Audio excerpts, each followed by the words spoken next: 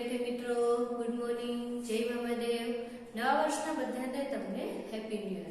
હવે વિદ્યાર્થી મિત્રો, આપણે દિવાળી પહેલા છે સેમેસ્ટર 1 છે એ આપણે વિજ્ઞાન વિષયમાં જે આપણે ઓનલાઈન વિડિયો ટીચિંગની પ્રક્રિયા શરૂ છે, જેમાં વિજ્ઞાન વિષયમાં આપણે સેમેસ્ટર 1 માં 1 થી 9 પાઠ પૂર્ણ કરેલ છે. હવે આપણે સેમેસ્ટર 2 છે એ સ્ટાર્ટ કરીએ છીએ. પણ વિદ્યાર્થી મિત્રો, એક ખાસ સૂચના કે તમે સેમેસ્ટર 1 માં આ વિડિયો છે એ જોવામાં પાછળ રહી ગયા હોય, સ્વાપોથીમાં ઉતારવામાં પાછળ રહી જાવ છો, તો મારી એક વિનંતી છે વિદ્યાર્થી મિત્રો કે તમે આ વિડિયો છે એ અમારી સાથે જુઓ, સાથે સાથે તમે રોજનું વર્ક કરો કે જેથી તમે બીજા વિદ્યાર્થી મિત્રોથી પાછળ ન રહી જાઓ અને એક્ઝામ ટાઈમે તમારે એકી સાથે બધું લખવું ના પડે અને સમજવું ના પડે. એટલે સાથે સાથે તમે રોજના જે વિષય આવે છે એનો અભ્યાસક્રમ કરતા જાઓ કે જેથી તમે પાછળ ના રહી જાઓ. તો વિદ્યાર્થી મિત્રો, ચાલો આપણે સેમેસ્ટર 2 છે એ સ્ટાર્ટ કરીએ. તો વિદ્યાર્થી મિત્રો, વિજ્ઞાન વિષયમાં સેમેસ્ટર 2 માં આપણે 10મો પાઠ, આપણે 1 થી 9 પાઠ છે એ સેમ 1 માં પૂર્ણ કરેલ છે. 10મો પાઠ છે સજીવોમાં શ્વસન. સજીવો એટલે કોણ? તો કે આપણે બધા મનુષ્ય, પ્રાણી, પક્ષી આ બધા સજીવો છે. એમાં શ્વસનની એટલે કે આપણે જે શ્વાસ લઈએ છીએ એ શ્વાસની ક્રિયા છે કેવી રીતે થાય છે એના વિશે આપણે અભ્યાસ કરવાનો છે. તો અહીંયા એક સરસ મજાનો સૌથી પહેલા એક પ્રસંગ આપ્યો છે વિદ્યાર્થી મિત્રો કે એક દિવસ છે બુધો તેના દાદા દાદી છે એ શહેરમાં આવતા હતા. બુધો છે એ શહેરમાં રહેતો હતો, એના દાદા દાદી ગામડે રહેતા હતા.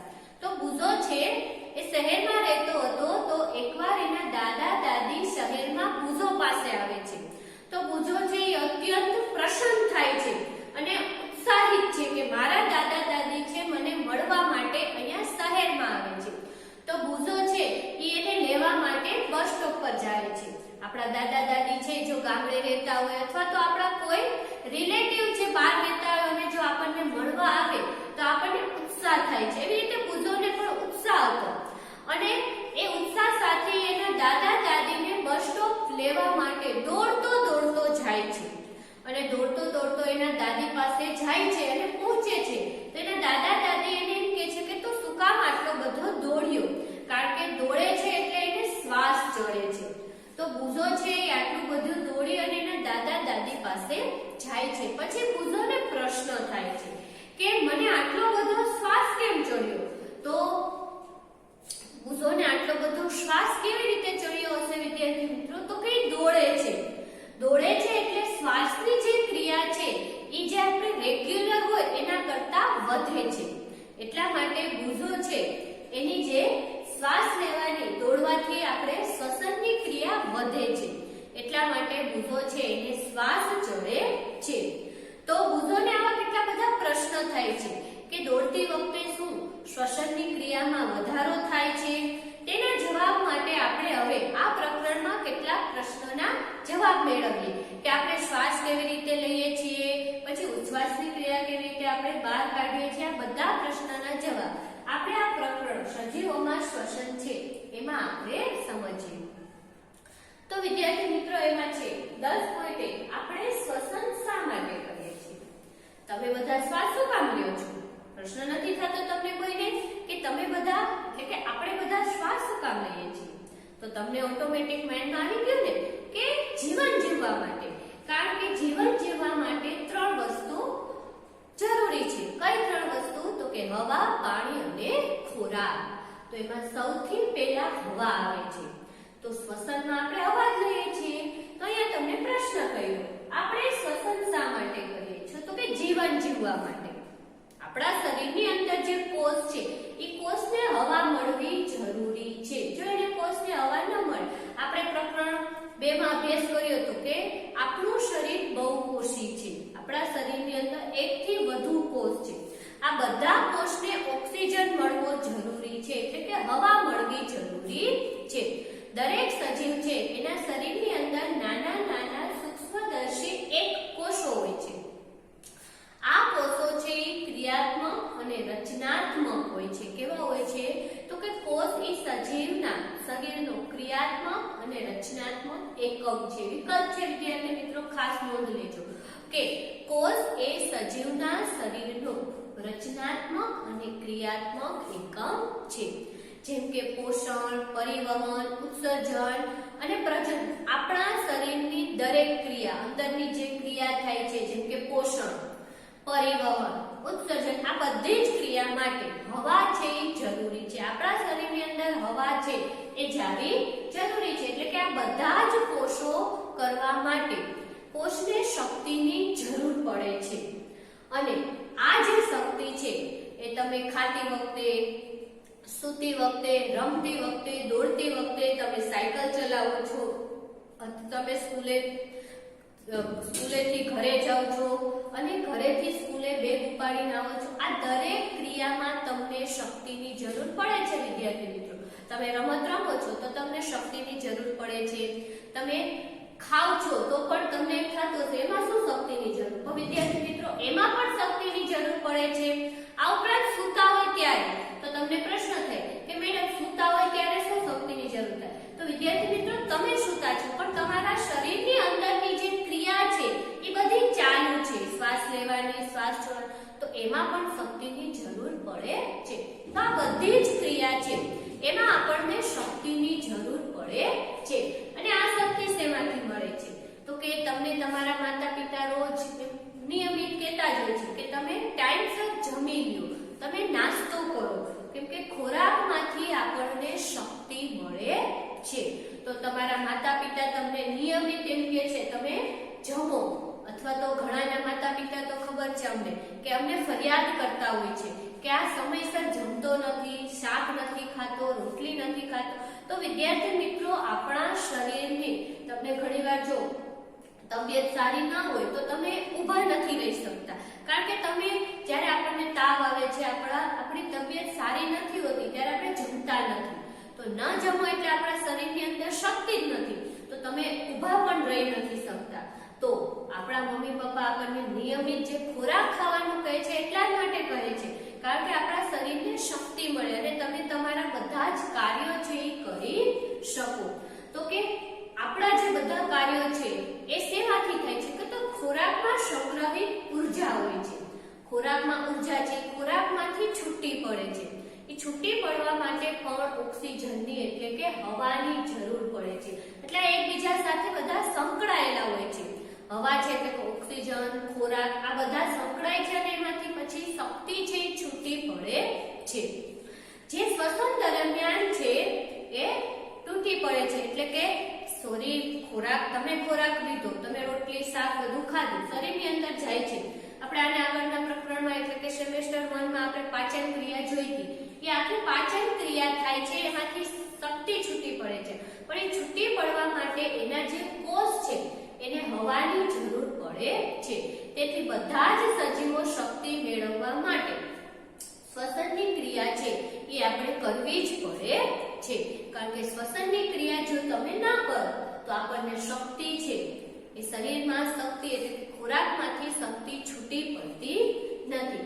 તમે બધા જ જાણો છો વિદ્યાર્થી મિત્રો કે શ્વાસોશ્વાસ દરમિયાન આપણે હવા લઈએ છીએ. તમે હવે શ્વાસોશ્વાસ આ બે શબ્દ જોઈન્ટ છે વિદ્યાર્થી મિત્રો. આ બંને શબ્દો જોઈન્ટ છે. તમે જાણો છો તમે શ્વાસ લ્યો છો એટલે કે શ્વાસ લ્યો એટલે કે ઓક્સિજન, હવામાં જે ઓક્સિજન હવા મિશ્રિત છે એમાંથી ઓક્સિજન આપણે લઈએ છીએ અને કયો વાયુ? તો કે કાર્બન ડાયોક્સાઇડ વાયુ છે એ આપણે બહાર કાઢીએ છીએ.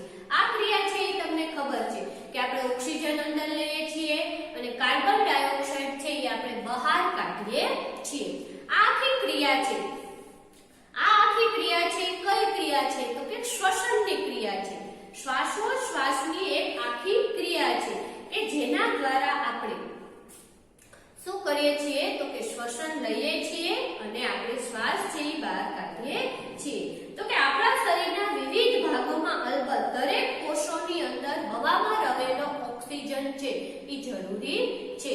હવે હવા અંદર જાય છે અને વિવિધ કોષો સુધી પહોંચે છે. આ કોષોમાં હવામાં રહેલો ઓક્સિજન ખોરાકને તોડવામાં સૌથી વધુ મદદ કરે છે. આપણા શરીરની અંદર જે ખોરાક મેં પહેલા કીધું કે ખોરાક જે શરીરની અંદર જાય છે એમાંથી શક્તિને છૂટી પાડવા માટે આપણા શરીરની અંદર હવાને જરૂરી છે, જેથી આ હવા છે એ ઓક્સિજન એટલે હવામાં રહેલો ઓક્સિજન કોષને તોડે છે અને એમાંથી શક્તિ છે એ છૂટી પડે છે. એની એક વ્યાખ્યા છે વિદ્યાર્થી મિત્રો કે કોષમાં ખોરાકના કણને તોડી ઉર્જા મુક્ત કરવાની પ્રક્રિયાને કોષીય શ્વસન કહે છે. કોષીય શ્વસન કોને કહેવાય? તો કે કોષમાં ખોરાકના કણને તોડી નાખે છે અને તોડી અને એમાંથી શું મુક્ત કરે છે? ઉર્જા. ઉર્જા એટલે કે શક્તિ. શક્તિ મુક્ત કરવાની પ્રક્રિયાને કોષીય શ્વસન કહેવામાં આવે છે. હવે વિદ્યાર્થી મિત્રો, આપણા શરીરની અંદર જે કોષીય શ્વસન થાય છે કેવી રીતે થાય છે? તો કે કોષમાં ખોરાકનું ઓક્સિજનના ઉપયોગથી કાર્બન ડાયોક્સાઇડ અને પાણી છૂટું પડે છે. તમે જે ખોરાક લ્યો છો એ ખોરાકની અંદર ઓક્સિજન દ્વારા કાર્બન ડાયોક્સાઇડ, પાણી અને શક્તિ આ છૂટું પડે છે. અહીંયા બે પોઈન્ટ આવશે વિદ્યાર્થી મિત્રો, જારક શ્વસન અને અજારક શ્વસન. જારક શ્વસન કોને કહેવાય? ખાસ વિદ્યાર્થી મિત્રો, જ્યારે ઓક્સિજનની મદદથી ગ્લુકોઝનું વિઘટન થાય છે, એટલે કે ઓક્સિજનની મદદથી ખોરાકમાં રહેલા કોષો તૂટે, એને શું કહેવાય છે? તો કે જારક શ્વસન. જો કેવી રીતે એની આખી રાસાયણિક પ્રક્રિયા હતી, તો કે ગ્લુકોઝ એટલે કે આ ખોરાક છે, ઓક્સિજનના ઉપયોગથી ઓક્સિજનનો ઉપયોગ કરી અને તૂટે. શું છૂટું પડે? કાર્બન ડાયોક્સાઇડ પ્લસ પાણી અને પ્લસ શક્તિ. આ ત્રણ છૂટું પડે છે વિદ્યાર્થી મિત્રો. એને આપણે શું કહીએ છીએ? જારક શ્વસન. જારક શ્વસન એટલે કે ઓક્સિજનની હાજરીમાં જે સજીવો શ્વસન કરે છે, જેટલા સજીવો ઓક્સિજનની હાજરીમાં, એટલે કે આપણે બધા મનુષ્ય, પ્રાણી, પક્ષી, આપણે બધા ઓક્સિજન છે એ લઈએ છીએ, એટલે કે ઓક્સિજનની હાજરીમાં આપણે શ્વાસ લઈએ છીએ, એને જારક શ્વસન કહેવાય. અને એમ પણ કહેવાય કે ઓક્સિજનની મદદથી ગ્લુકોઝનું વિઘટન થાય છે. ગ્લુકોઝમાંથી કોષો છૂટા પડે છે અને શું થાય છે? તો કે કાર્બન ડાયોક્સાઇડ, પાણી અને શક્તિ આ ત્રણ છે એ છૂટા પડે છે. એવી જ રીતે છે બીજું, તો કે અજારક શ્વસન. તો કે ખોરાક ઓક્સિજનની મદદ વિના તૂટે છે, એને અજારક શ્વસન કહેવાય. તો વિદ્યાર્થી મિત્રો, તમને પ્રશ્ન થાય તો કે આવું કોણ કરે છે? કેમ કે જારક શ્વસન આપણે બધા કરીએ છીએ, મનુષ્ય છે એ આપણે જારક શ્વસન કરીએ છીએ. આપણે ઓક્સિજનની હાજરી છે ત્યારે જ આપણે હવા છે લઈએ છીએ, શ્વાસ લઈએ છીએ. તો ઈસ્ટ જેવા, આની પહેલા આપણે વાત કરી હતી વિદ્યાર્થી મિત્રો, એક કોષી સજીવ ઈસ્ટ.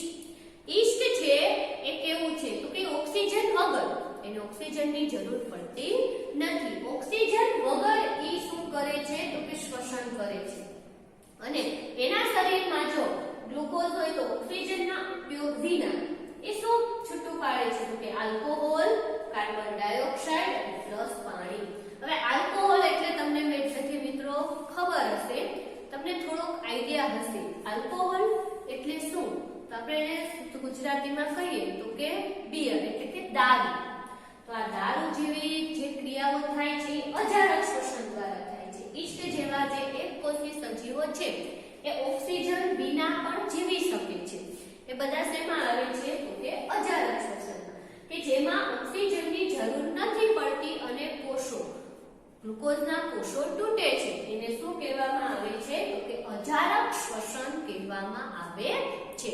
તો વિદ્યાર્થી મિત્રો, જારક અને અજારક. જારક એટલે કે ઓક્સિજનની એટલે કે હવાની હાજરીમાં શ્વસન કરીએ, ઓક્સિજનની હાજરીમાં આપણે શ્વસન કરીએ એને જારક શ્વસન કહેવાય. અથવા તો ઓક્સિજનની મદદથી ગ્લુકોઝનું વિઘટન થાય એને આપણે શું કહીએ છીએ? તો કે જારક.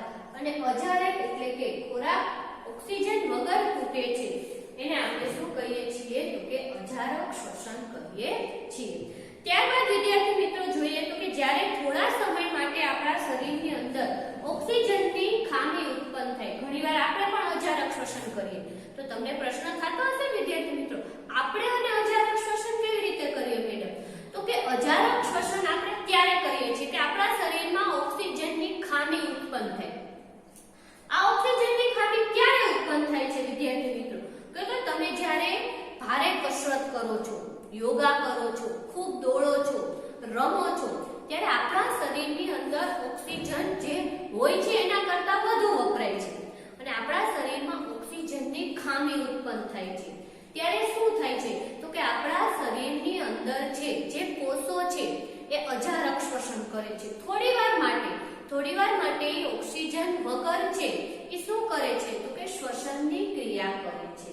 તો આપણે પણ ક્યારે તો કે ભારે કસરત રમતા હોય ત્યારે, દોડતા હોય ત્યારે, સાયકલિંગ કરતા હોય ત્યારે આપણને વધુ ઓક્સિજનની જરૂર પડે છે, ત્યારે આપણે અજારક શ્વસન છે એ કરીએ છીએ। હવે વિદ્યાર્થી મિત્રો, તમે ક્યારે વિચાર્યું છે કે ભારે કસરત દરમિયાન સ્નાયુ છે કેમ ખેંચાય છે? તમે બહુ કસરત કરો, એમાંય તમે જ્યારે કસરત સ્ટાર્ટ કરી છે, પહેલી વાર કરો છો, ત્યારે તમારા સ્નાયુ ખેંચાય છે। તમને કસરત કર્યા પછી તમારા સ્નાયુ તમને દુખે છે, ખેંચાય છે એટલે દુખે છે। આવું શા માટે થાય છે? આ ઉપરાંત તમે સ્નાયુઓ છે એ આપણા અજારક શ્વસન કરે ત્યારે સ્નાયુનું ખેંચાણ પામે છે। મેં કીધું એમ આપણે પણ અજારક શ્વસન કરીએ છીએ। અજારક શ્વસન કેવી રીતે? તો કે ઓક્સિજનની ગેરહાજરીમાં। તો ઓક્સિજનની ગેરહાજરીમાં આપણે આપણા સ્નાયુ છે એ અજારક શ્વસન કરે, કેમ કે આપણા સ્નાયુને ઓક્સિજનની જરૂર વધુ હોય છે અને આપણા શરીરમાં ઓક્સિજન ન હોય ત્યારે આપણા સ્નાયુઓ છે એ અજારક શ્વસન કરે છે। અને આ અજારક શ્વસન દરમિયાન તમને જે સ્નાયુ ખેંચાય છે એ શા કારણે ખેંચાય છે? તો કે ઓક્સિજન વગર આપણે જે અજારક શ્વસન કરીએ એના લીધે આપણા સ્નાયુનું ખેંચાણ છે એ તમને જોવા મળે છે। આપણે જોઈએ કે ગ્લુકોઝનું અપૂર્ણ દહન થવાથી લેક્ટિક એસિડ ઉત્પન્ન થાય છે। લેક્ટિક એસિડ છે એકઠો થવાને કારણે સ્નાયુઓ છે એ શું થાય છે તો કે ખેંચાય છે। આપણે જ્યારે ગરમ પાણીથી સ્નાયુ છે એ આપણે ગરમ પાણીથી ધોઈએ છીએ, એટલે કે એની માલિશ કરીએ છીએ, ત્યારે સ્નાયુ છે એ સ્નાયુ ખેંચાણથી એટલે કે એ જે આપણને પીડા થાય છે એનાથી આપણને છુટકારો મળે છે, એટલે કે મુક્તિ મળે છે।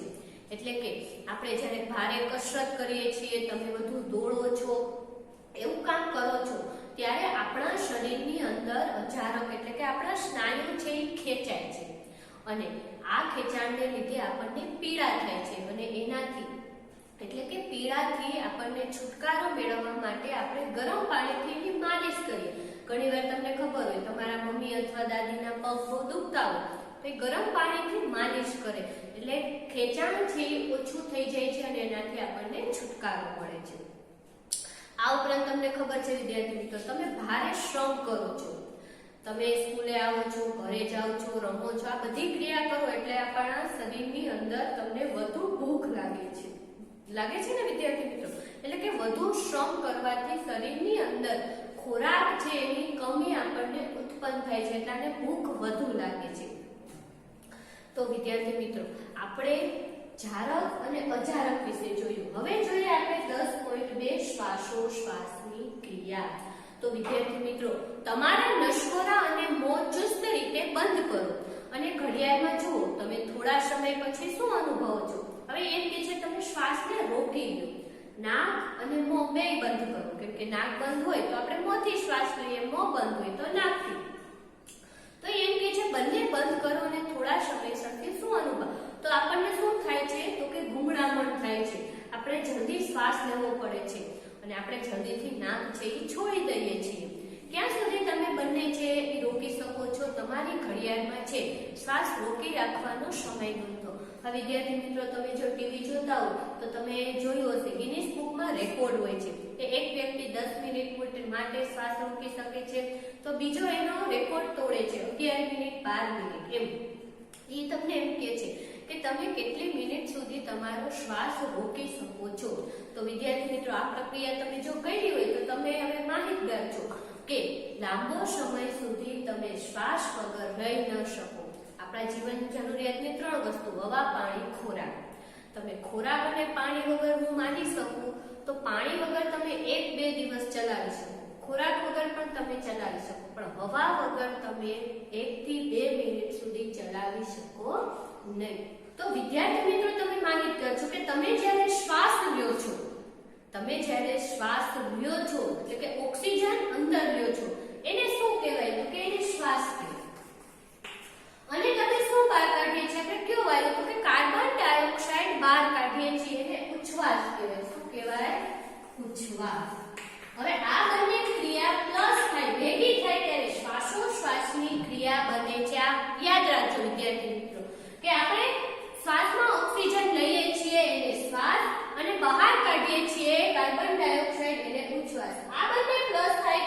શ્વાસોશ્વાસની આખી ક્રિયા છે એ બને છે.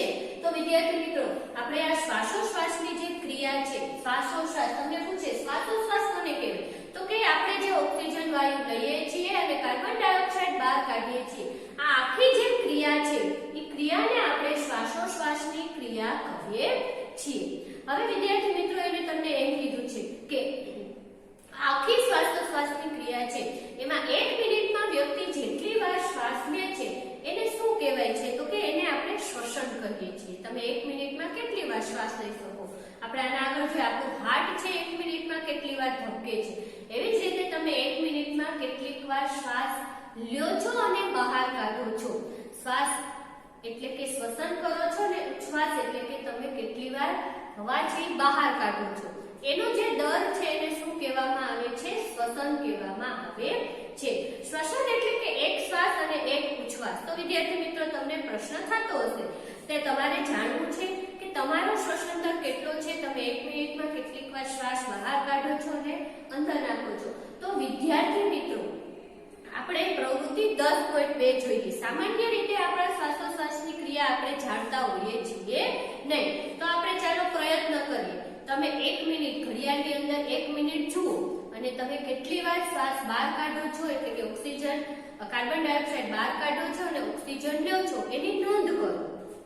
હવે તમે આ નોંધ કર્યા પછી પાછી તમે થોડી વાર દોડો.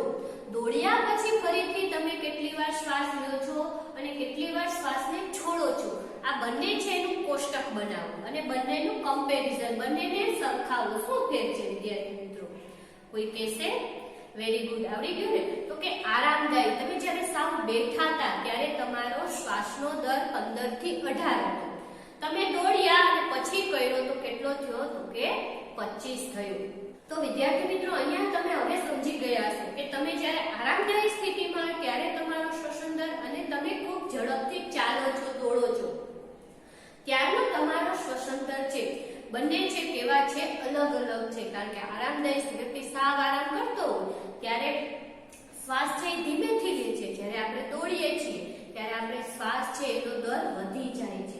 તો વિદ્યાર્થી મિત્રો હવે તમને ખબર પડી ને કે આપણા શરીરની અંદર શ્વાસોશ્વાસની એટલે કે શ્વસન, શ્વાસ પ્લસ ઉચ્છ્વાસ એની ક્રિયા છે એ કેવી રીતે થાય છે. આ ઉપરાંત વિદ્યાર્થી મિત્રો આપણે શું આપણા પરથી તમે સમજ પ્રાપ્ત કરી કે શારીરિક પ્રવૃત્તિઓ થાય ત્યારે આપણને ભૂખ વધુ લાગે છે. હવે તમને એક પ્રવૃત્તિ આપી છે વિદ્યાર્થી મિત્રો 10.3. તમે જુઓ તમારી ટેક્સ્ટ બુકમાં 111 માં પેજ ઉપર તમને 6 ચિત્રો આપેલા છે. 6 ચિત્રમાંથી તમારે ક્રમવાઇઝ ગોઠવવાના છે કે સૌથી ઓછો શ્વાસની ક્રિયા શેમાં થાય? તો કે સૂવામાં, કપડાં ધોવામાં, વાંચવામાં, કામ કરવામાં, ચાલવામાં કે દોડવામાં. તો સૌથી ઓછો તમે સૂતા હોય ત્યારે જ ઓછો હોય છે આપણો શ્વસન. એમ તમારે ક્રમમાં બધા ગોઠવવાના છે. આ એક પ્રવૃત્તિ તમને હું આપું છું. 111 ના પેજ ઉપર 6 ચિત્રો આપેલા છે. તમારે એને ક્રમમાં ગોઠવવાના છે કે શેમાં શ્વસન દર છે ઓછો હોય, એનાથી વધારે, એનાથી વધારે. તો વિદ્યાર્થી મિત્રો આ પાઠની એટલે કે પાઠ 10 સજીવોમાં શ્વસન, જેમાં આ પીરિયડમાં આપણે આપણા શ્વસનમાં શા માટે કરીએ છીએ કે આપણે શું કામ શ્વાસ લઈએ છીએ? તો કે આપણા શરીરના ખોરાકમાંથી કોષો તૂટી શક્તિ છૂટી પડે એટલા માટે, આપણે જીવન જીવવા માટે. જેમાં આપણે અજારક વિશે જાણ્યું અને 10.2 શ્વાસોશ્વાસની ક્રિયા કેવી રીતે થાય એના વિશે સમજૂતી મેળવીએ. તો વિદ્યાર્થી મિત્રો આના પછીના પીરિયડમાં આપણે આ પ્રકરણ છે એની વધુ